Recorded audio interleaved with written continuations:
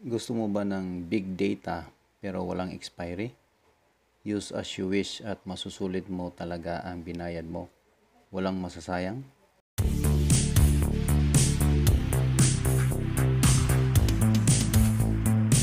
Ang Smart may offer sila. Itong Magic Data. Ang Magic Data ay for Smart and TNT SIM only. Sa ngayon, sa GigaLife app mo lang siya may register. Wala pa siya sa *123# and Paymaya. Hindi ito applicable sa PLDT Home Wi-Fi SIM ha. Pang ordinary SIM lang ng Smart at TNT ito. So before you register, make sure na malakas ang smart signal sa lugar na paggagamitan mo nito. Kasi masasayang lang. Tapos, itong Magic Data is use as you wish.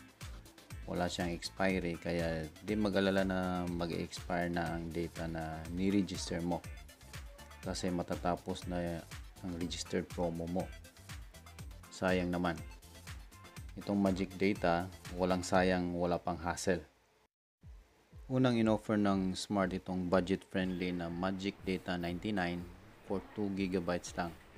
Medyo maliit lang to kaya pwede lang to sa Messenger, Viber, konting YouTube and games, no?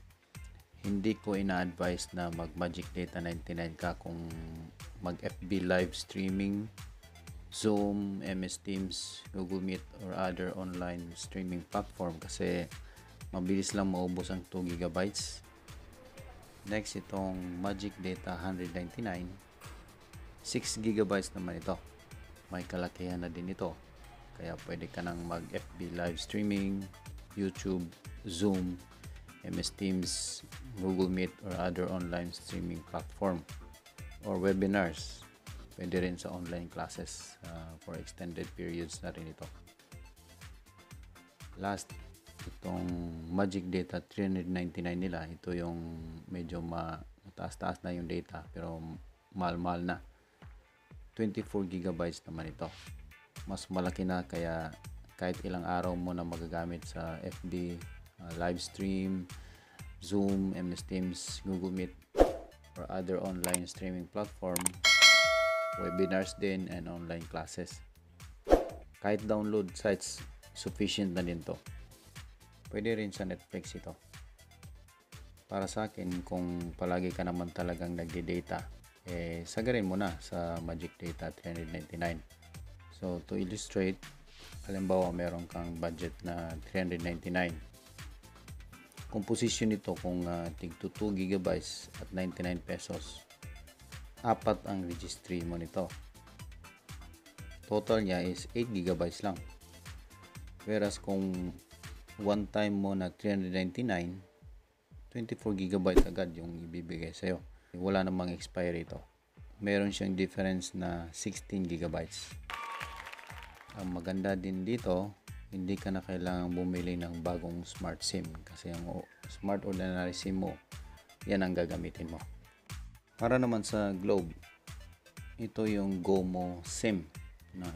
Itong GoMo, sa mga hindi pa nakakalam, gumagamit to ng cell site ng Globe. Ibig sabihin, pag malakas ang Globe sa lugar mo, ito na gamitin mo. Makakabili ka ng SIM ng GoMo sa GoMo app or sa mga online shopping apps like Shopee, Carousel, and Lazada. Pero medyo mahal ng konti itong mga online shopping apps, no? Before and up to now, nag-offer sila ng 25GB for 299 pesos lang. All data pa din and walang expiry. Sulit ang binayad mo dito kasi walang expiry. Lately may offer ang GoMo na 299 at 30GB na. May additional 5GB kumbaga. Ang laki na ng data kung trabaho nyo talaga sa call center or palagi ka nag-stream, Zoom, MS Teams o araw-araw yan gawa mo. Kaya buy na din kayo, baka balik na nila sa 25GB. Sayang din yung 5GB, no? Pero kahit na ibalik nila sa 25GB, okay pa din. So yan lang, isa lang offer nila pero bigatin. So in short, tatlo ang option mo para sa Magic Data ng Smart, and sa GOMO naman iisa lang. By the way guys, paalala ko lang sa inyo no, na itong Magic Data at saka itong sa GOMO, hindi nag-a-apply dito ang Fair Usage Policy. Sa madaling salita, hindi babagal ang internet mo kahit ang laki na ng data consumption mo for the day. Kagaya ng pag-i-stream o pag-download mo, papapansin nyo na some promos bumabagal siya. Pero ito hindi, na continuous pa rin yung kung ano yung pinakamalakas na data connection mo, yun pa rin. So if you have questions, please write it down in the comment section. Also, please hit the subscribe button, hit the like button for more internet related videos. So watch out for more uploads. Thank you for watching.